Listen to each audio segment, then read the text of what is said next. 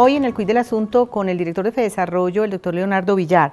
Acaba de salir la última medición de confianza del consumidor para el mes de agosto que ustedes realizan, doctor, y me llama la atención que el índice es muy bajo, no solamente es bajo, sino que está en niveles de 2009, cuando sabíamos que el mundo estaba muy convulsionado. ¿Cómo se explica este deterioro en la confianza? Bueno, efectivamente los datos que obtuvimos del mes de agosto muestran una reducción muy sustancial. Ya habíamos visto una reducción importante en marzo, después había habido una ligera recuperación, pero en julio y de manera muy fuerte en agosto hay una caída importante. Esa caída hasta cierto punto refleja la tendencia que tiene la economía a un menor crecimiento. Este año vamos a tener un crecimiento que nosotros todavía estimamos en alrededor de 3%, frente a 4.6% el año pasado, como resultado de la crisis en el mercado petrolero, pero también los resultados de los consumidores están influidos por la fuerte devaluación que tuvimos en agosto. La devaluación hace que la voluntad de comprar bienes durables, en particular bienes que típicamente son importados, como televisores, neveras, electrodomésticos, vehículos, sea una voluntad mucho menor de la que tenían antes, porque son bienes que se han encarecido mucho como consecuencia de la devaluación. ¿Y eso impacta el ánimo del consumidor? El ánimo del consumidor sí, porque ese ánimo del consumidor se mide en parte viendo su voluntad de comprar bienes durables. Típicamente los consumidores tienen un consumo que es relativamente estable, que se va moviendo con su ingreso, pero cuando tienen circunstancias particularmente buenas, aprovechan para comprar los bienes durables. Cuando las circunstancias son menos buenas, ya sea porque se le cayeron de manera especial los ingresos o porque aumentaron muy fuertemente los precios, reducen la disposición a comprar bienes durables. En la medición que también ustedes hacen de expectativas, yo también veo una reducción frente a agosto del año pasado. Explíquenos ese indicador. Sí, en el caso de expectativas, tenemos 3 preguntas que se incluyen en el indicador.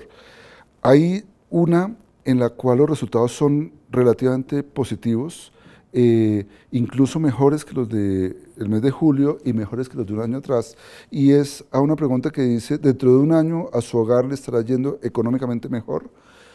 Cuando se le pregunta por esas expectativas sobre su propio hogar, la persona contesta de manera bastante favorable. Cuando se le pregunta por la situación económica del país en general, que son las otras 2 preguntas, que se le dice, durante los próximos 12 meses vamos a tener buenos tiempos económicamente, o se le dice, dentro de 12 meses, ¿cree usted que las condiciones económicas del país en general estarán mejores? Frente a eso, las respuestas son bastante negativas en promedio. Venga, ¿usted lo dejó satisfecho el 3% de crecimiento en el primer semestre del año? Es difícil decir satisfecho o no, porque obviamente uno quisiera que la economía creciera 4,5 o 5%. En ese sentido no es satisfactorio, pero en otro sentido era muy acorde con lo que estábamos esperando. Ese 3% coincide perfectamente con lo que estamos esperando para el año en conjunto, que es 3%, y que habíamos anunciado previamente.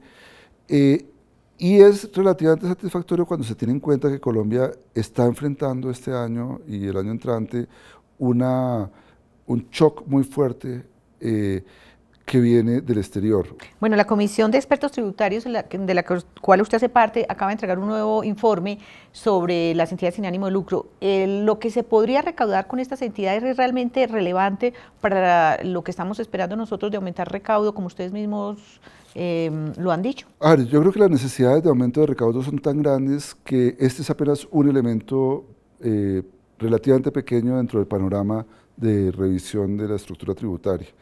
Aquí lo más importante es evitar que unas entidades que se llaman entidades sin ánimo de lucro sean en la práctica entidades que sí tienen lucro para sus aportantes y se beneficien de una exención tributaria.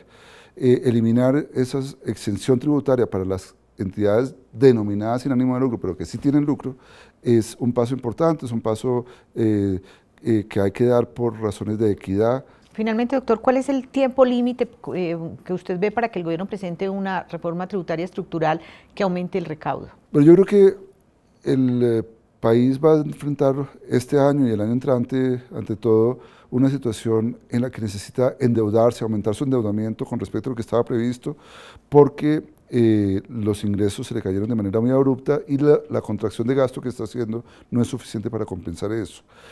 Creo que eso es viable, la regla fiscal permite que el gobierno se endeude un poco más durante un tiempo, pero eso no puede ser indefinido.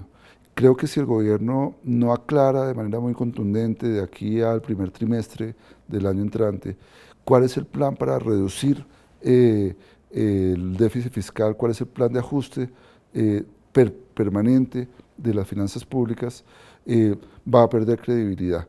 Y por lo tanto es muy importante que en estos próximos 6 meses se defina muy claramente si se va a presentar una reforma tributaria, qué características debe tener, y si se va a hacer recorte de gasto, de qué maneras adicionales a lo que ya se está haciendo se va a trabajar.